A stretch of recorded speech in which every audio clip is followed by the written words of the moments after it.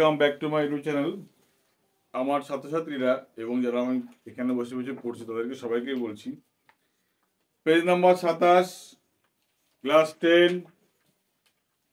দেখো এখানে আমরা যেটা করব, এখানে রয়েছে প্রশ্নগুলো 26-এ 11 নম্বর কোশ্চেন, গ্রামাটিক্যাল পার্টে রয়েছে। দেখো, join the following pair of sentence, মানে পেয়ার মানে যুক্তকে বলা, মানে এক জোড়াকে পেয়ার বলা হয়। তাহলে এই দুখানা বাক্য দেওয়া আছে, দেখো একটা সেন্টেন্স, সেই বাক্যগুলোকে জয়েন করো। আচ্ছা, compound sentence as directed, compound sentence বলা হয়েছে, যেরকম বলা হয়েছে। এর প্রশ্ন হলো, সবাই বই করম, the old man is unwell. বলছে বৃদ্ধ লোকটি ভালো নেই, হলো। আচ্ছা, he can not go out, সে বাইরে যেতে পারবে না বা পারে না। প্রশ্ন হলো কি করতে হবে, এখানে বলেছে দেখ, রিলেটিভ কনজাংশন। এবার রিলেটিভ কনজাংশন কোনগুলো, দেখো উপরে একটা লিস্ট তৈরি করেছে, দিয়েছে, দেখেছো? এর মধ্যে কি কি আছে? দেয়ারফর, ফর, সো, অ্যাজ, এগুলোকে বলছি রিলেটিভ কনজাংশন। মানে মানে কার্যকারণ শর্ত থাকতে হবে এর মধ্যে, কার্যকারণ শর্ত। ফর মানেও কারণ, সো মানে, অ্যাজ মানেও কারণ, সো মানে সুতরাং। ঠিক আছে, তোমরা এখানে ভালো করে ফলো করো। বইয়ের পেজ নাম্বার দেখো 26-এ রয়েছে। এখানে দেখো লিখেছে রিলেটিভ যে কনজাংশন, সেটাকে বলেছে দেয়ারফর। দেয়ারফর মানে সেই কারণে। এখানে প্রশ্ন হলো, দেখো কিভাবে করতে পারি। বৃদ্ধ লোকটি অসুস্থ, সে বাইরে গেল না।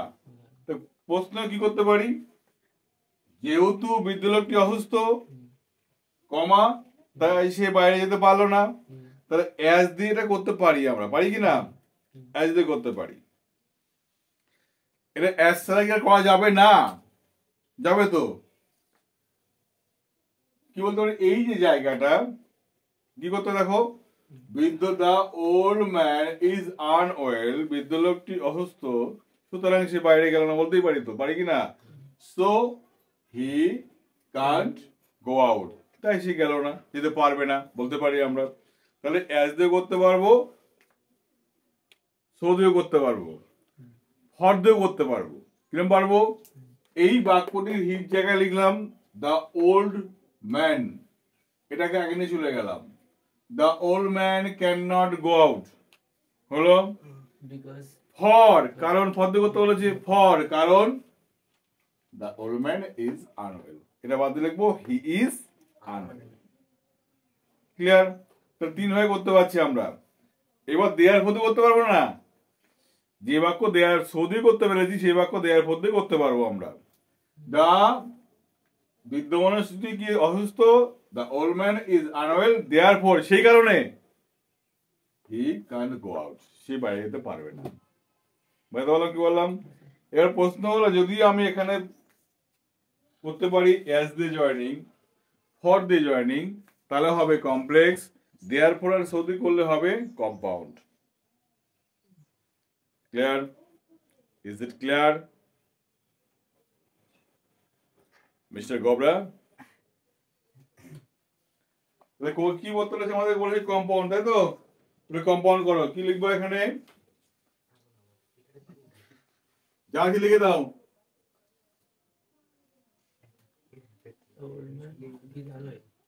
অ্যান্সার, দ্য ওল্ড ম্যান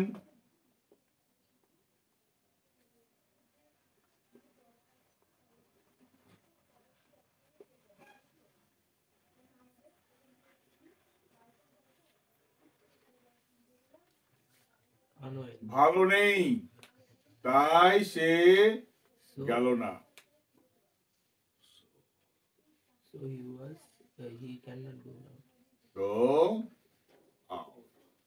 ঠিক আছে, আমি বলে দিলাম সবকটা ভাবেই একটা করতে হবে, একটা দেখিয়ে দিলাম। 2 নম্বর দেখো, হি ইজ অনেস্ট, সে হলো সৎ। হি ইজ হাম্বল, সে অনুগত। হাম্বল মানে কি?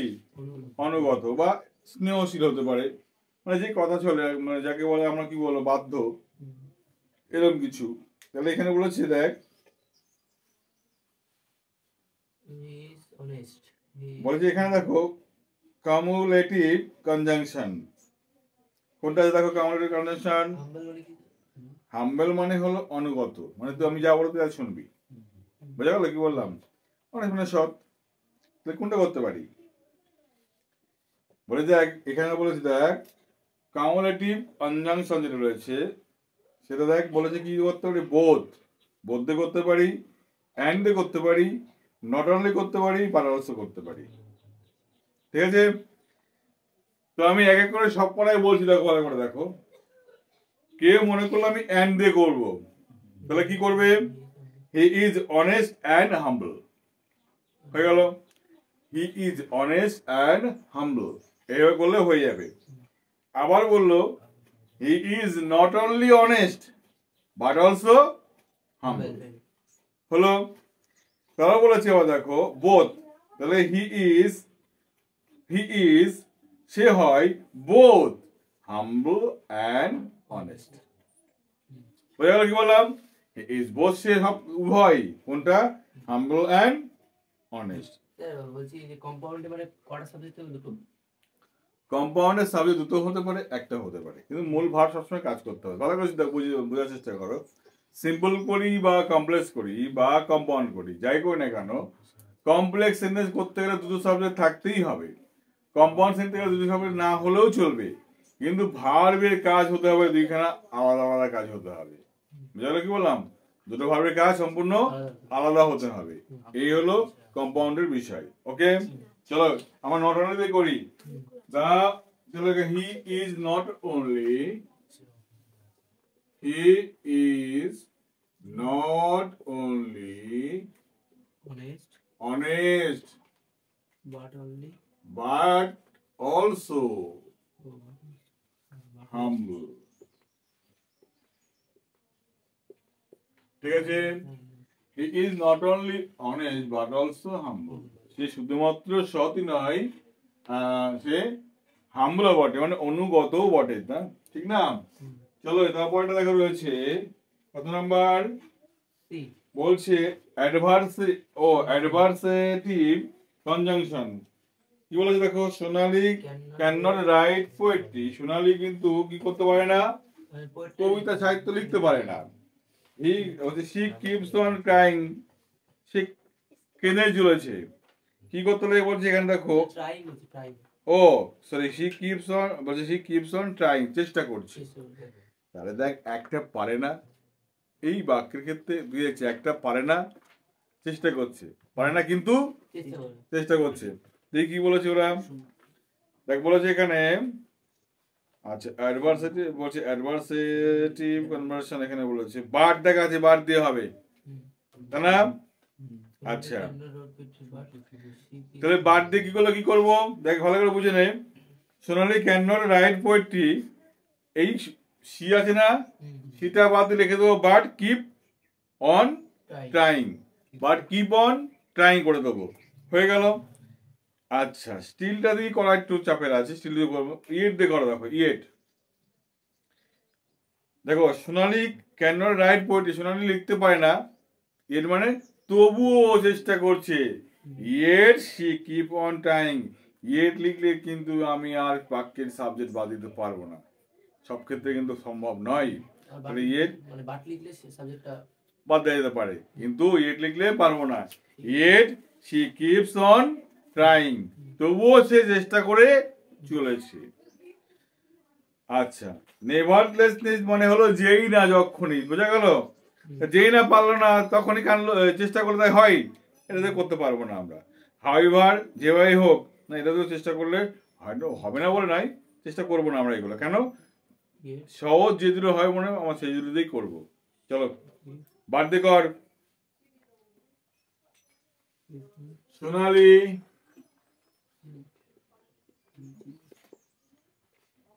can't write poetry, এই সিটা বাদ দিলে গো, বাট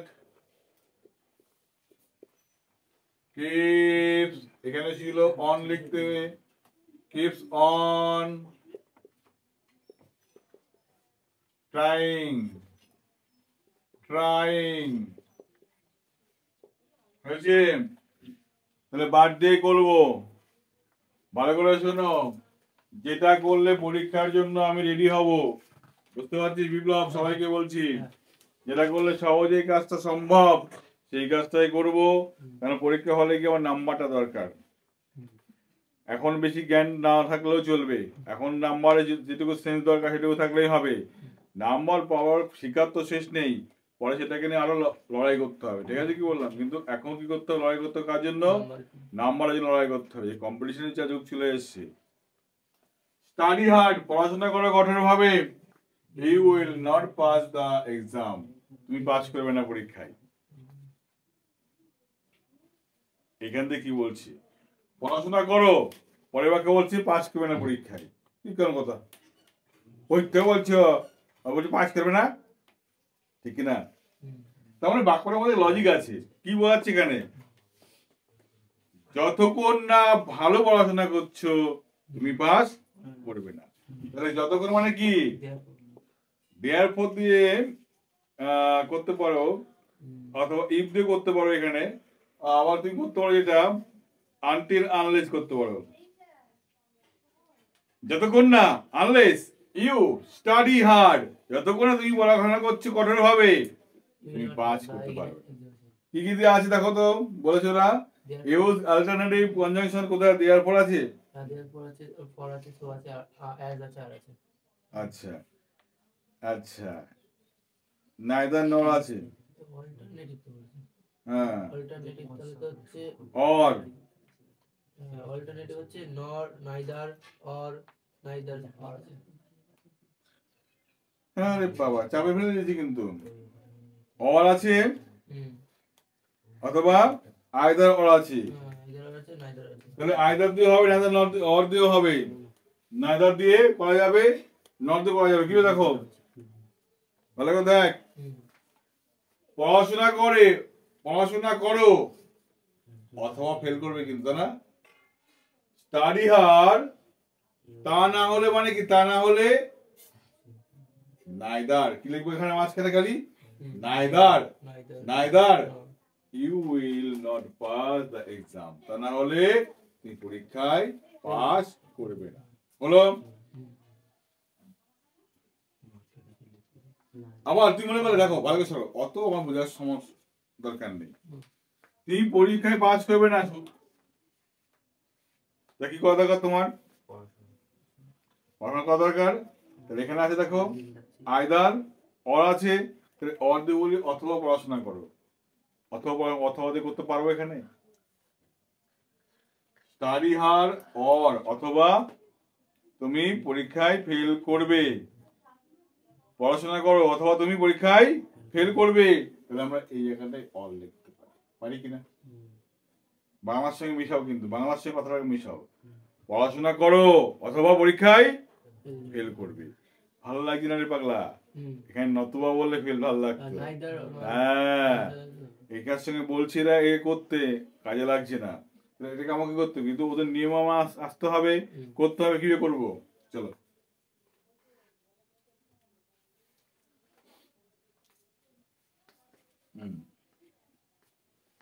কি আছে দেখি?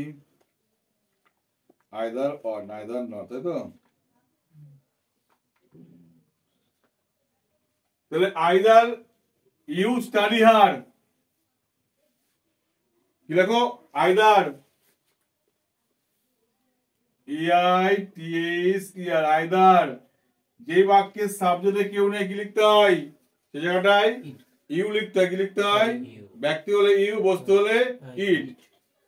আইদার ইউ স্টাডি হার্ড, হয় তুমি কঠোর পড়াশোনা করো, হয় অর কি হবে? You will not, you will not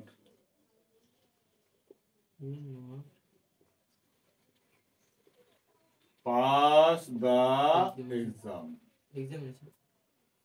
examination. ঠিক আছে, হুম, বুঝছো? আচ্ছা, আইদার ইউ স্টাডি হার্ড, হয় তোমাকে পড়তে হবে কঠোর, অথবা ফেল করবো তুমি পরীক্ষা। ফেল করে যাবে। হয় পড়াশোনা করো, অথবা কি করবে, ফেল করবে, হুম, অথবা ইউ উইল নট, অথবা তুমি পাস করবে না। হয় পড়াশোনা করো, নাহলে তুমি, তা নাহলে তুমি কি করবে, পাস করবে না।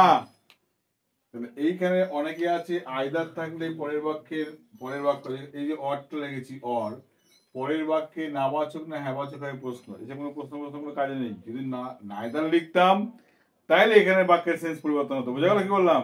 নাইদার লিখলে, আইদারের ক্ষেত্রে এমন কোনো বিষয় থাকে না। ওকে, তাহলে এইগুলো কিন্তু ছিল এই প্যাটার্নের কাজ।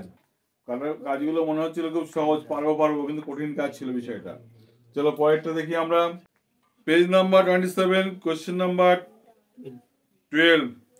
Join the following pair of sentence into complex sentence as directed বা directed. হুম, এখানে প্রশ্ন দেখো কি বলেছে, এই যে বিষয়টা বাক্যগুলা পড়বা, পরে দেখবা বলেছে কি বলে দিয়েছে, Rabindranath Tagore is a famous poet. তাইতো, রবীন্দ্রনাথ ঠাকুর একজন বিখ্যাত কবি।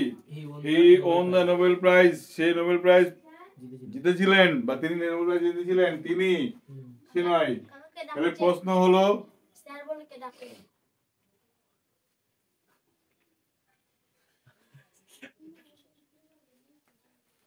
এভরিওয়ান, বলছি দেখেন, দেখ, হি ওন নোবেল প্রাইজ, তাহলে প্রশ্ন হলো এই জায়গাটায় রবীন্দ্রনাথ যে ব্যক্তি, কবি সেই ব্যক্তি, আবার হি সেই ব্যক্তি, ঠিক কিনা? হুম, তিনজন মানুষকে আমরা সমান পেলাম এখানে, তাই না?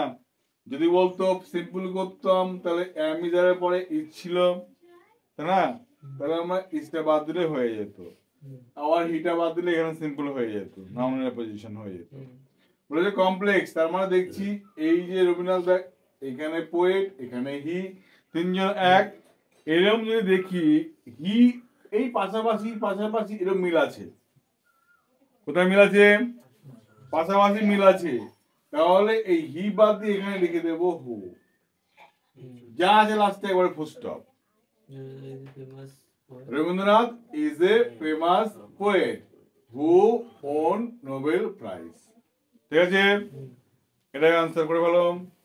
দুটো থাকলে ভুল লিখে দেবো, দুটো বাদ দিয়ে, তাই তো?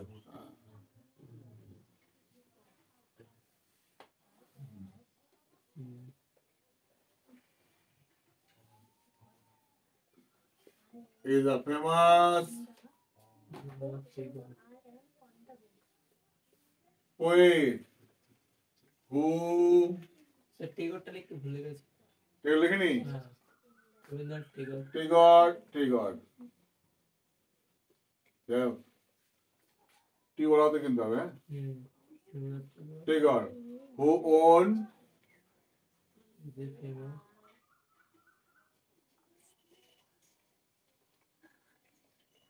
poet Nobel who prize. প্রশ্ন হলো জায়গাটায় এইভাবে কাজ করবো। বোঝা গেল কি বললাম? এই কাজগুলো এবার ভালো করে দেখো। কেউ মনে করলো এই প্রশ্নটা আমি এইভাবে করবো না, করতেই পারতো, সেইভাবে করতে পারতো।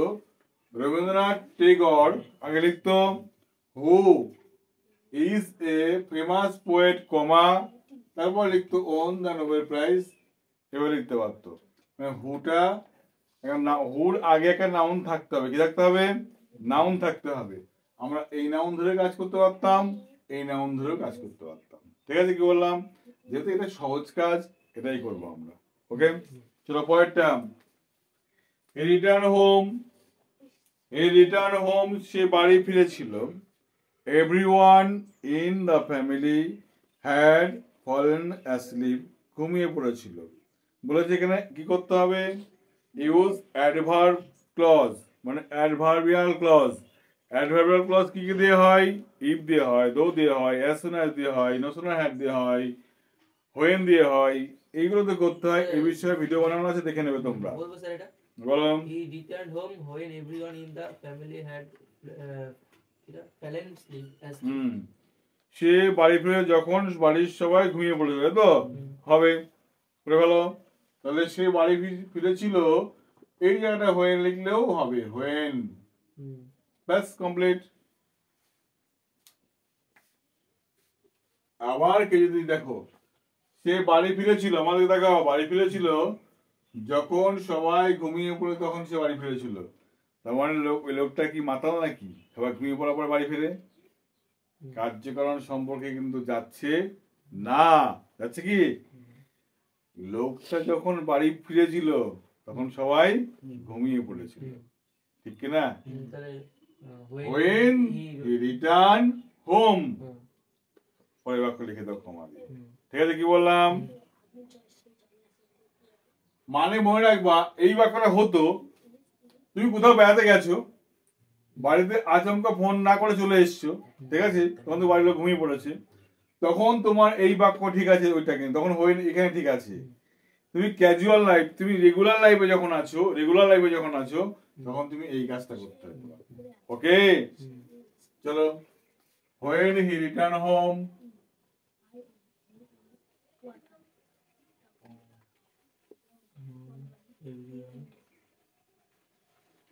comma, everyone, family had fallen asleep.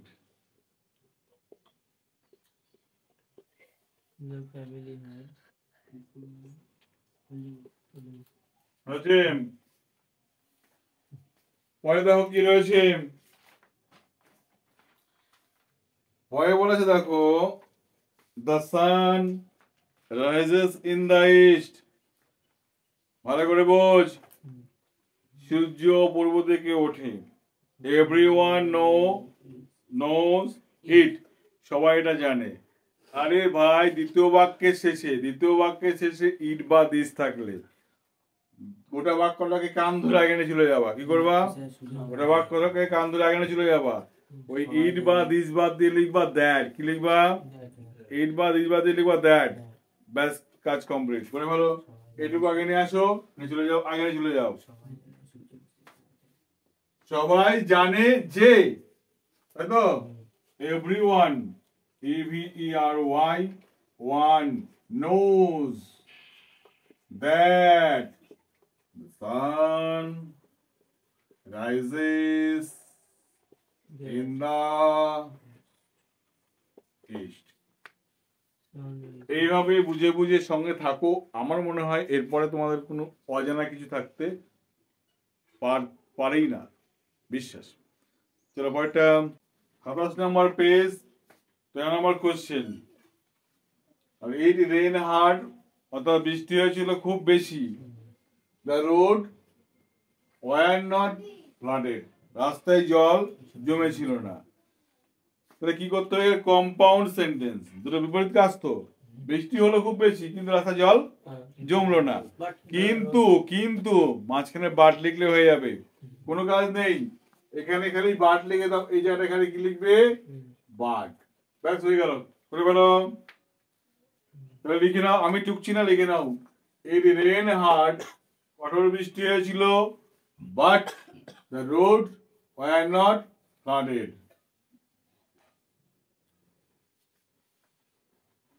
বিয়েরটা কি আছে? হি কমপ্লিটেড হিজ ওয়ার্ক, এই উদাহরণটা ডাফ অ্যান্ড দাঁত বইতেও আছে, রাইমার্টিনেও আছে, টেস্ট পেপারেও আছে। এই উদাহরণটা সব কটার মধ্যেই আছে, স্টার দিয়ে রাখো এটা। হি কমপ্লিটেড হিজ ওয়ার্ক, সে তার কাজ কমপ্লিট করলো। হি টুক রেস্ট, সে বিশ্রাম নিল। সিম্পল সেন্টেন্স, সরল বাক্যে করতে হবে। প্রথম সরল বাক্যের কাজ কি? আমার দিকে তাকাও। সরল বাক্যের কাজ কি? এইটাও হি রয়েছে কর্তা, এখানেও হি রয়েছে কর্তা, দুটো কর্তা আছে, যে কোনো একটা বাদ দিয়ে দাও, এটা বা এটা বাদ দিয়ে দাও। যদি এটা বাদ দিই তাহলে এখানে কমা হবে, যদি এটা বাদ, আর যদি এটা বাদ দিই তাহলে এখানে কমা হবে, আর যদি এটা বাদ, কি বললাম, ওটা বাদ দিই তাহলে এখানে কমা হবে না। যেটা খুশি বাদ দেবে। কি করবো আমরা? আমরা ধরো এটা বাদ দিয়ে দিলাম, ঠিক আছে, তাহলে এটা পরে থাকলো। এবার দুটো ভাগের মধ্যে দেখতে হবে কোনটা আগে হচ্ছে। আগে কাজ কমপ্লিট করবো, তারপর তো রেস্ট নেবো, ঠিক না? তাহলে কমপ্লিটের ইডি বাদে কি করে দেবো আইএনজি আর এখানে কমাটা ফুলস্টপ কিচ্ছু হবে না কারণ আমরা মাঝখানে কাজ করিনি বলে ঠিক না প্রথমে কাজ করলে কমাটা এখানে হতো তাহলে কমপ্লিটিং হিজ ওয়ার্ক আরে বাবা কমা দিলে ক্ষতি নেই দিয়ে দাও একটা completing his work he took rest ঠিক আছে completing his work he took rest অথবা করতে পারতে he কিন্তু এটা বাদ দিতে he completing his work comma took rest কারণ এইটা আমরা বাদ দিতাম ওকে চলো তারপরে কি আছে Rahul is a great singer Rahul একটা ভালো শিল্পী গায়ক he can sing different kind of song বিভিন্ন ধরনের গান সে গাইতে পারে রাহুল সিঙ্গার হি ঠিক না একইজন ব্যক্তি তো পাশাপাশি মিল পেয়ে যাচ্ছি তো এখানে তাই না তাহলে কি করবো এখানে আমরা এটা বাদ দিয়ে হু লিখে দেবো কি লিখে দেবো হু কেন কমপ্লেক্স করতে বলেছি ও দিয়ে কমপ্লেক্স করা যায় ওকে তাহলে আমরা কমপ্লেক্স করে ফেললাম এই কনসেপ্টটা দিয়ে কিন্তু মাধ্যমিকের ম্যাক্সিমাম প্রশ্নগুলো করা হয়ে থাকে আর এই প্রশ্নগুলো তুমি টেস্ট পেপারে বলো যাই বলো না কেন সমস্ত বইতে তুমি এই প্রশ্নগুলো পাবা এই অধ্যায়টা ভীষণ ভীষণ গুরুত্বপূর্ণ চলো কোয়েশ্চেন নাম্বার 14 প্যাচ হলে এই অধ্যায়ের গ্রামারগুলো কমপ্লিট হয় আর যত রাইটিং স্কিলগুলো রয়েছে এগুলো কিন্তু আমি এর সঙ্গে আমি করে দেবো না এগুলো আমি আলাদা করে ভিডিও বানিয়েছি কিন্তু তোমাদের আমি দেবো এগুলো কারণ যেমন রয়েছে দেখো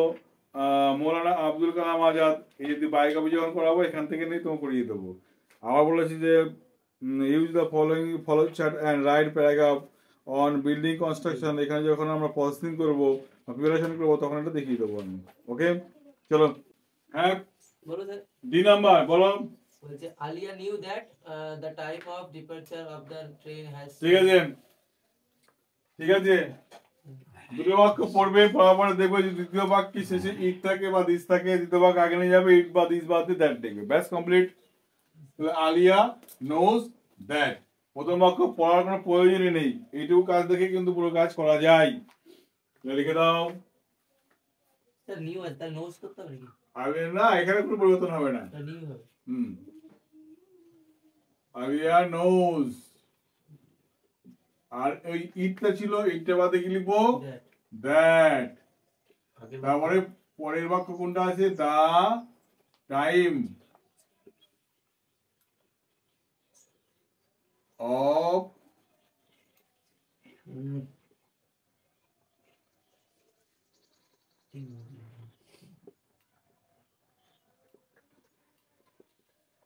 has changed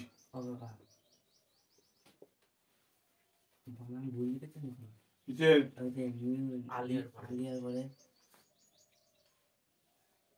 আলিয়া কি আছে আলিয়া নিউ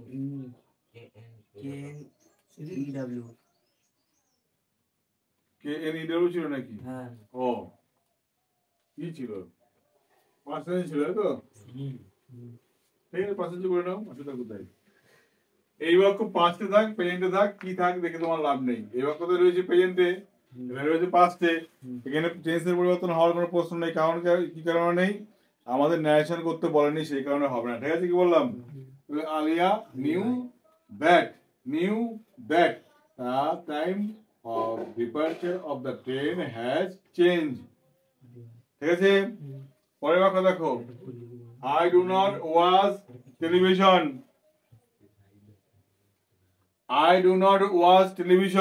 আমি টেলিভিশন দেখি না I do not listen to radio আমি রেডিও শুনি না যদি দুটো বাক্যে না থাকে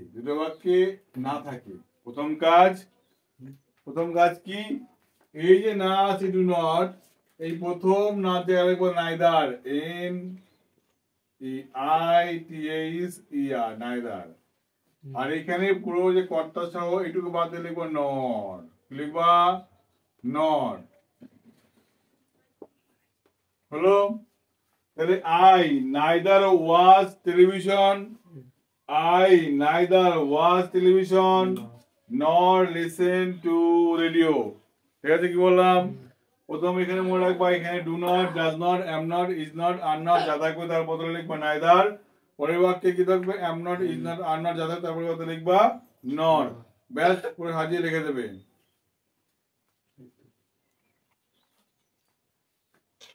The child was short. বাচ্চারা ছিল ছোট, বেটে। The child was short. The child could not pick up guava from the tree. বলো স্যার, বাচ্চাটা পারবে না পেয়ারা পাড়তে গাছ থেকে। কি করতে হবে? বলো। বলো।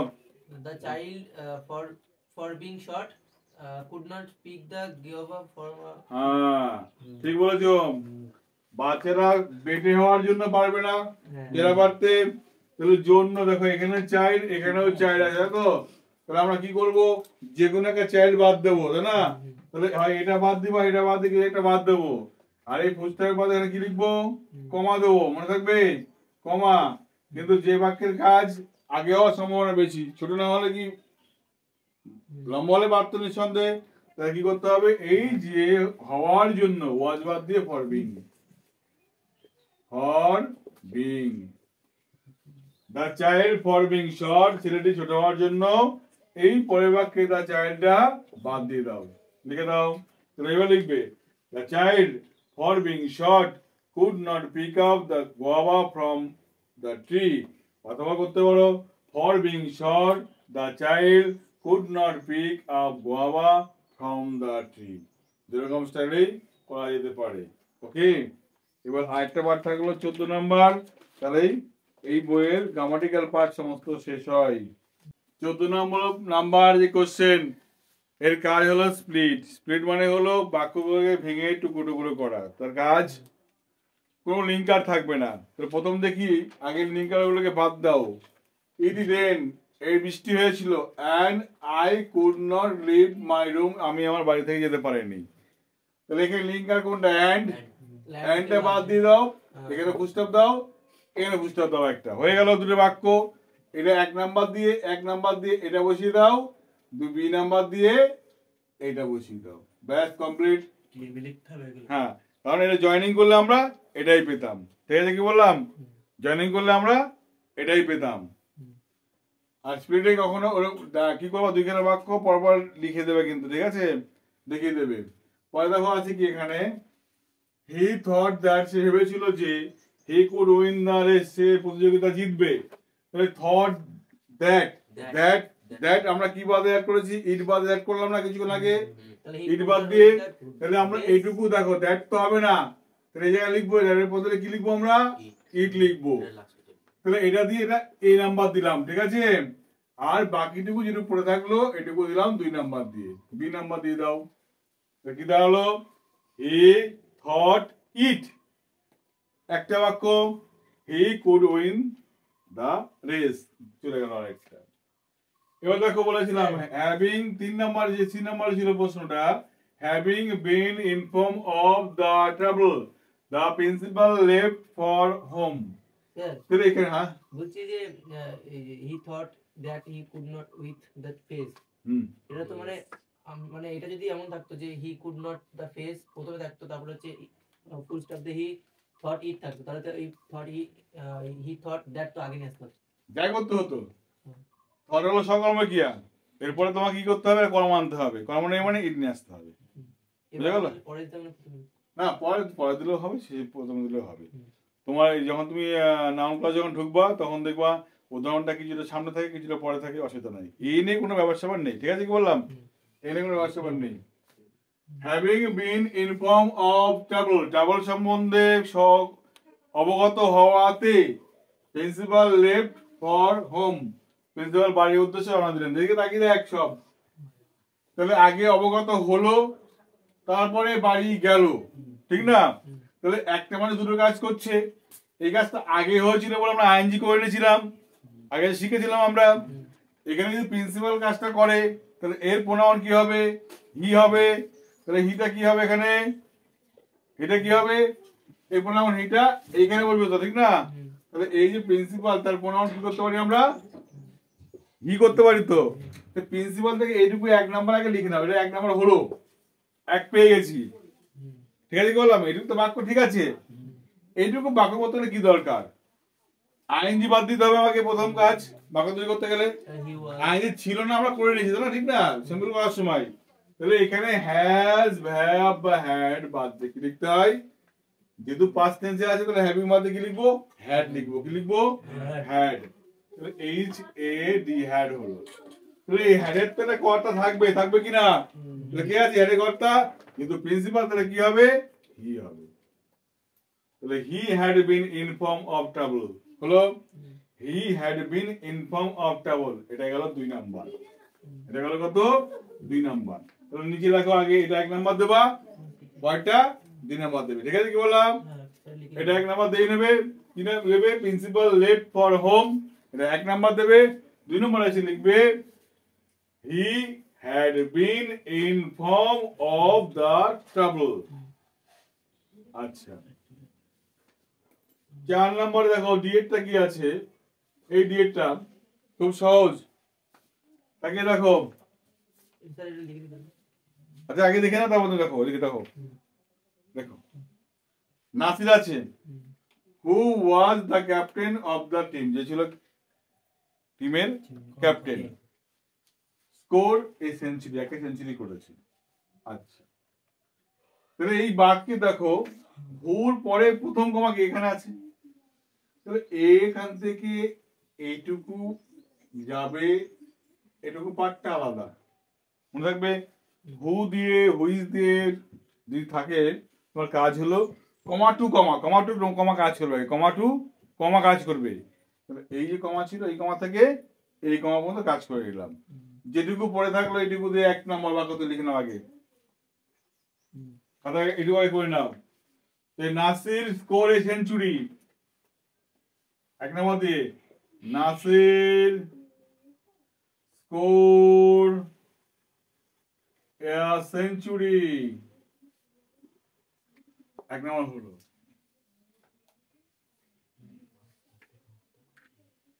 এবার পড়ে থাকলো কি দেখো, who was the captain of the team, কে ছিল ওই টিমের ক্যাপ্টেন, কে ছিল, তো নাসির ছিল না, হি হবে। তাহলে নাস হি, হু বাদ দিয়ে কি লিখবো, হি লিখবো, লিখে দাও he was the captain of the team.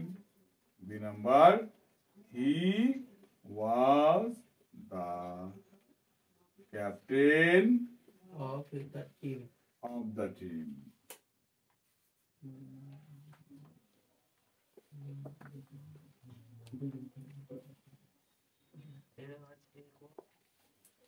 তোমার আসলে তোমার ভালো লেগেছে, কোথাও বুঝতে না পারলে কমেন্ট বক্সে বলো, আমি সেই বিষয়ে ডাউট ক্লিয়ার করতে আমি দীপঙ্কর, আমি তোমাদের সামনে হাজির হব বিভিন্ন প্যাটার্নে, বিভিন্ন রূপে, বিভিন্ন ভিডিও নিয়ে। ওকে বাই, ভালো থাকবে, পড়াশোনা করবে।